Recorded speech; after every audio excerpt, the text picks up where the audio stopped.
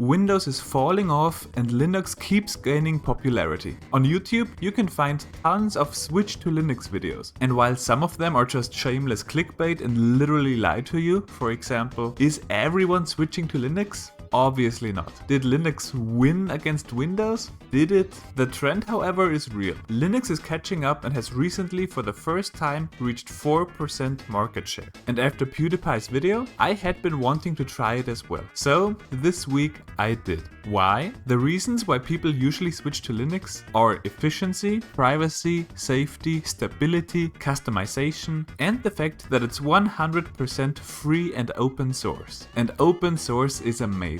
You probably know OBS. Yep, it's open source, so it's free and works for all operating systems. The same with Godot, which I use for making my game. And my game will come out for all 3 operating systems, Windows, Mac and Linux. Or GIMP, the free alternative to Photoshop. I never understood why anyone would get Photoshop. GIMP is amazing. I don't know about anything that Photoshop can do that GIMP cannot do. GIMP is super powerful. Anyways, the reasons for and advantages with Linux are very convincing, so I tried it. And in this video, I want to focus on efficiency for gaming. I will compare Windows 11 and the Pop OS Linux distribution regarding gaming on my i7 GeForce 4060 GPU with 16 GB of RAM. So, after trying for an entire day from morning to late afternoon to get Nobara to work, disabling secure boot, disabling fast boot, using 3 or 4 different programs to prepare my brand new USB stick, I just could not do it. So I just want to tell you right now that if your desired distro doesn't work,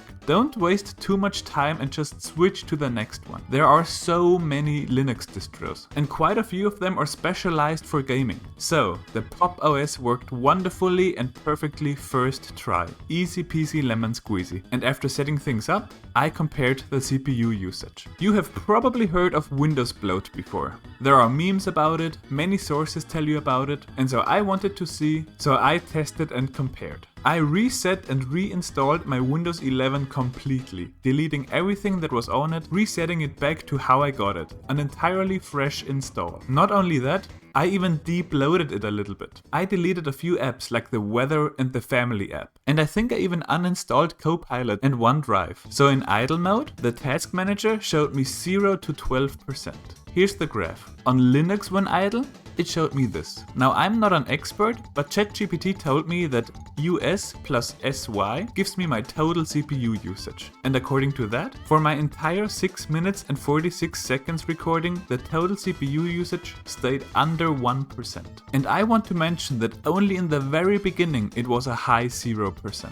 But starting at 19 seconds in my recording, it always stayed at 0.1% plus 0.1%, adding up to 0.2% CPU usage for the rest of the recording, until I stopped it after 6 minutes and 46 seconds. So yes, when idle, there is definitely and absolutely a noticeable difference. Here's what Google told me. Linux is more lightweight and more efficient. And yes, my little experiment here 100% confirms that. What about gaming though? So again, I'm not an expert. I am merely sharing my experiences here. And if you have any comments, then please leave them in the comment section below. First I checked the Windswept demo, which is only for Windows. Very important. Thanks to Proton, you can also play it on Linux, but it is first and foremost a Windows game. So generally, the Windows CPU values were more all over the place for both games that I tested. So Linux being more stable, I can confirm that. What about the average though? The average seems to have been lower on Windows.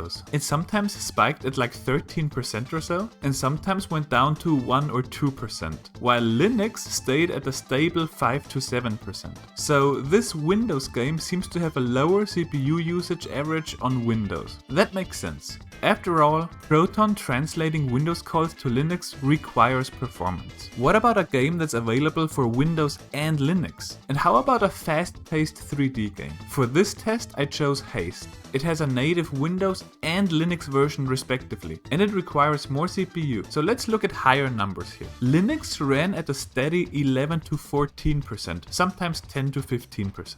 Windows jumped around from 0 to 23%.